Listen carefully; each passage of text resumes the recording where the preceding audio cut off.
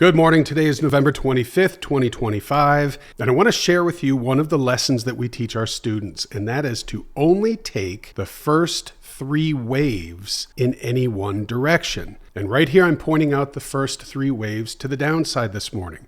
We have the price drop, it retraces, drops again for wave 2, retraces again, drops again for wave 3. At this point, we sit on the sidelines until we see the market either reverse or a very strong trend has developed, and we will see a couple more of these retracements and continue. But that's something that comes with a little screen time. So as a new student, it's best to sit on the sidelines and let the market prove itself to you. So if you'll notice, the price started to go back up. Now I'm going to draw a line here showing the first wave to the upside, and I'll get rid of these 3 so that our focus is now to the upside. There's wave 1, here's wave 2, here's wave 3. It's the same thing in the opposite direction. Price goes up, retraces, goes back up for wave 2, retraces, goes back up for wave 3, and then what happens? The price comes down for a bigger retracement, but we ignore it because we don't take anything after the 3rd wave.